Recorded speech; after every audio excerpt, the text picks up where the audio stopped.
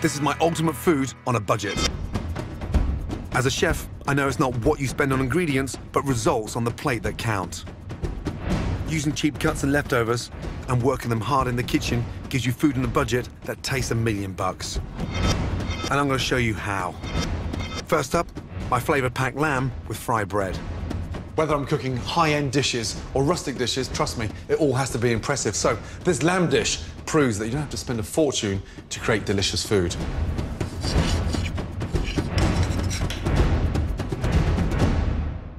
First off, put the pan on.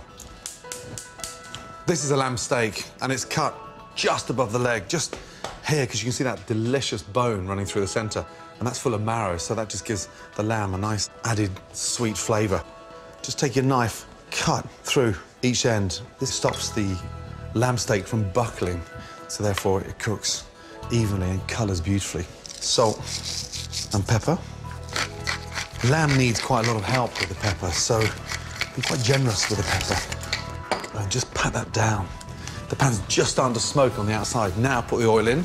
Get that pan really nice and hot, because this is a cheap cut, so I'm depending on the colour of the lamb steak to really sort of impart a lot of flavour. That's the noise you want to hear. If you can't hear that noise, don't drop the steak in.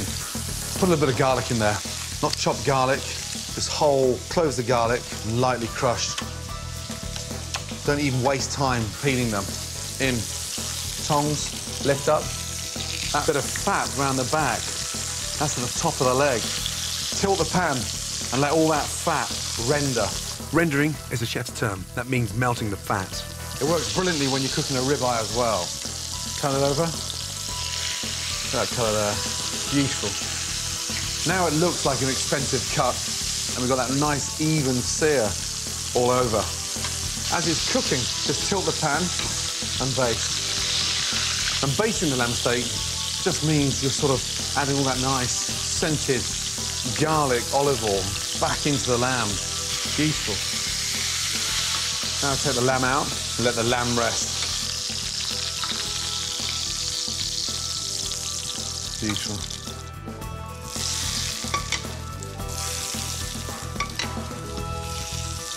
Now, for the perfect rustic crouton. So this bread's quite firm, a couple of days old. Just slice it straight down the centre. Dice it up. Put it into a bowl. Season it beautifully. From there, I'm going to add some milk.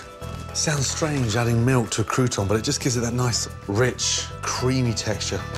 And just let that milk sort of absorb into the bread. While that's soaking, I'm going to make the dressing. Go back to that initial garlic that was in the pan. Look at that. Beautiful. Into the pesto mortar. Anchovies. Anchovies go brilliantly well with lamb. I want that nice, salty, vinegary flavour and a bit of kick. Some capers. The little baby caps. Very sweet. Now, just pound that to a nice paste. That smells incredible. Next, some Dijon mustard. A nice teaspoon and a half in. A little bit of red wine vinegar, 2 tablespoons, and then our extra virgin olive oil. Now, it's got that heat in there, got that nice roasted garlic, a real hearty, chunky vinaigrette that sort of seeps into that lamb. Some fresh parsley. Crunch up the parsley.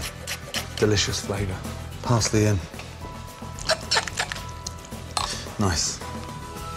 Now, get your pan hot for the croutons. Olive oil in the pan. Grab the croutons and squeeze all that excess milk out. Not too hard. I don't want them dry. And in. And then just fry them. And the milk inside these croutons give it that nice, spongy, creamy, delicious flavour. That's the colour I want. Nice. Now, take them out and lightly drain them. A little bit of kitchen roll onto the board, out. I'll plate them. Just take this amazing vinaigrette and spread it. Get those croutons. Listen to them, like little boulders hitting the plate. The lamb, sit that on. Next one, on. The rest of the croutons, on. Now use all those little bits And my chef in Paris would kill me right now if he saw me using those, because they're the ugly scraps that customers should never see, but they're the best bits. Croutons on, and then just drop that sauce on all those little bits of the lamb. And there, that is a perfect way of taking a cheap cut into the Premier League of dishes.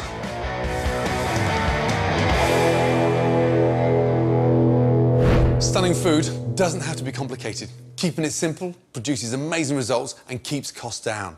Here are 3 more great easy dishes that don't cost the earth, but taste absolutely incredible. Starting with roasted mackerel with garlic and paprika. First, make a spicy paste by crushing garlic in a pestle and mortar, along with paprika, sea salt, and olive oil. Spoon the paste onto fillets of mackerel, a great, inexpensive, oily fish that's really healthy, and leave to marinate. When ready to eat, put the mackerel fillets on a baking tray, skin side up, season, and roast in a hot oven. Next, make a tangy potato salad. For the dressing, mix Dijon mustard, white wine vinegar, olive oil, and saffron. And whisk until blended. Boil new potatoes in salted water. Drain and lightly crush. Add sliced spring onion and spoon in the vinaigrette.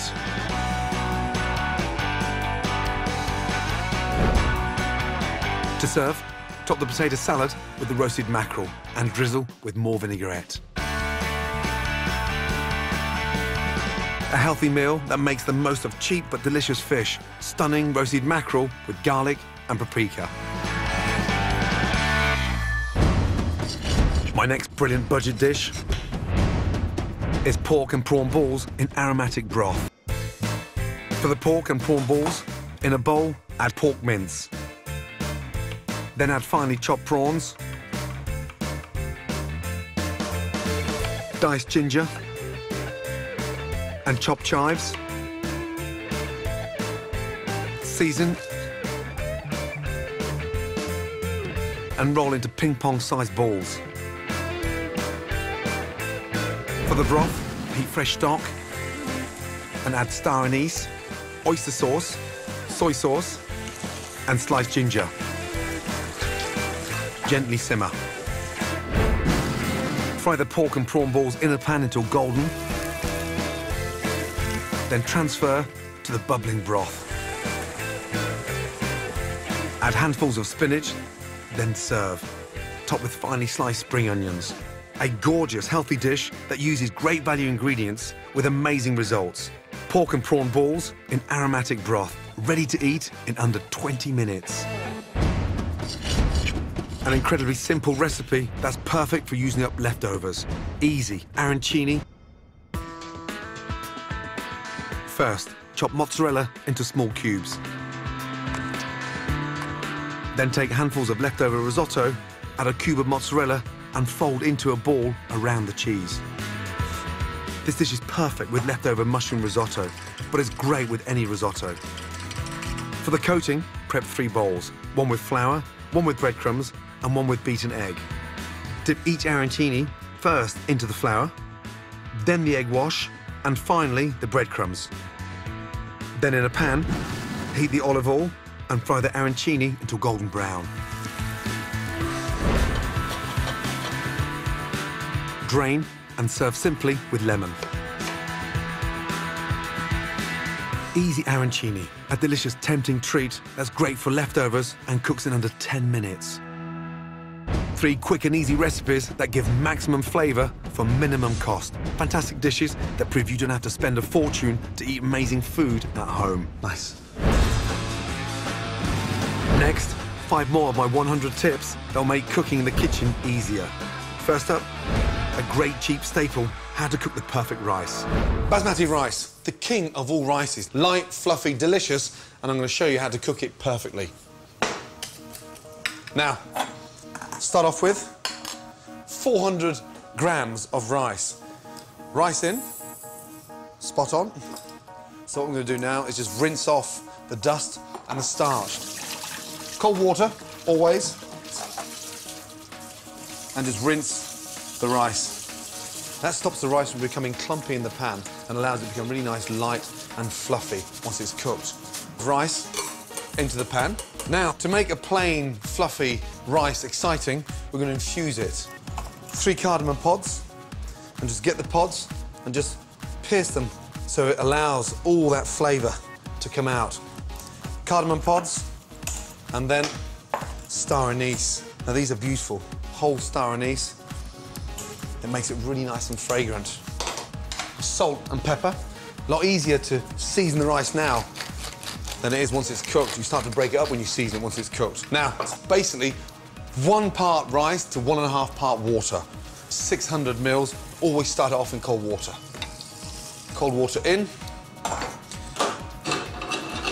Onto the gas. Lid on. Bring it up to the boil as quick as possible and turn it down and let it simmer for 8 to 10 minutes. And that's the secret behind cooking great rice. Allow it to steam as it's cooking. Do not lift that lid up. Lid off. It smells aromatic. Basically, all the water's absorbed, the rice has doubled in size, and it's nice and light and fluffy. Take the star anise out. The cardamom pods, they all should have risen to the top. Pods out. Take your fork, fluff it through. Basically, it just sort of starts to open everything back up. Once you've forked it through, it becomes really nice and light and fluffy. And there. That is perfectly cooked rice. Always make the most of your leftovers. Use last night's rice in stir-fries, scrambled up with eggs, or it's simple to make a delicious fresh salad. Remember, a good cook wastes nothing. A great tip for stopping potatoes, apples and avocados from going brown when cut. Simply cover with water and add a squeeze of lemon. The acidity stops the flesh from oxidizing, which is what causes the colour to change. Herbs are great for adding flavour without spending a fortune. To keep them at their best, simply place them in a glass of water and they'll stay fresh for up to a week. And if you've got extra herbs left over, save on waste by making an amazing flavoured oil. Place washed and dried stems in a bottle, cover with warmed olive oil, then seal and leave to infuse. Great for salads, pastas and drizzling on veg.